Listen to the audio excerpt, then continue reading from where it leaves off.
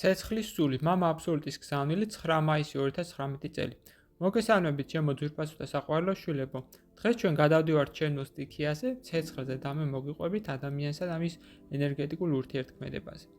შეიძლება ითქვას, რომ ცეცხლი არის მზის შვილი. ჰარისა და წყლის სტიქიებისგან განსხვავებით, ცეცხლი ახდენს ადამიანზე მხოლოდ ირიბზე გავლენას და არეგულირებს მისი სხეულის ტემპერატურას ფიზიკური და ემოციური მდგომარეობის მიხედვით. გაიხსენეთ გამონათქვამი ბრაზისგან გაწითლა. ამგვარად ფიზიკური სხეული რეაგირებს ადამიანის არაჰარმონიულ ფსიქიკურ მდგომარეობაზე.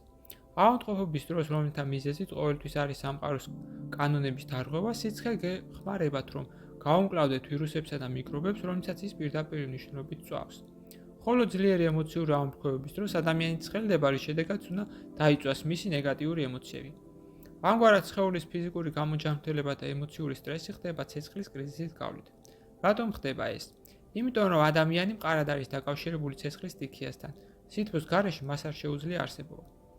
ასევე მას არ შეუძლია იცხოვროს ზედმეტად მაღალ ტემპერატურაში, ამიტომაც საკუთარი სხეულისა და ფსიქიკის იდეალური მდგომარეობის მისაღწევად ადამიანი უნდა იმყოფებოდეს საკუთარ თავთან და გარემოცვასთან ჰარმონიაში.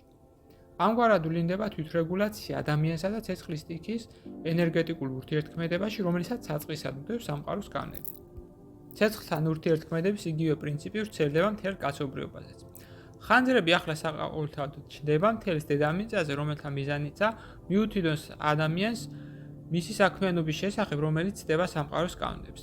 ცეცხლი სულს არ ძინავს და აგროვებს მთელს ინფორმაციას, რომელიც მასთან შედის მისი ნაწილაკებისგან, რომელიც მთელს დედამიწაზე არიან გავრცელებულები.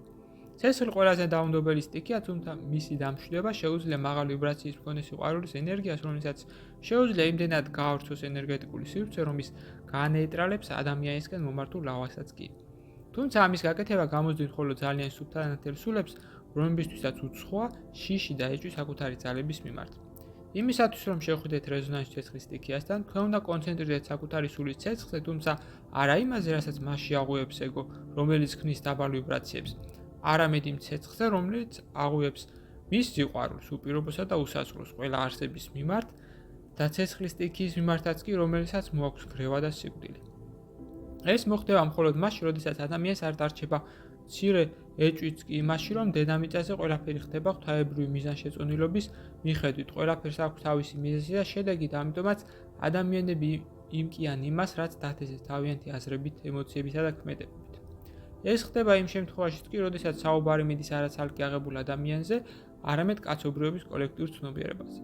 ერთობის კანონი ყოველთვის მოქმედებს, რადგანაც თქვენ ხართ ერთი ორგანიზმის ნაწილი და ერთი ნაწილაკი ავსებს მეორეს.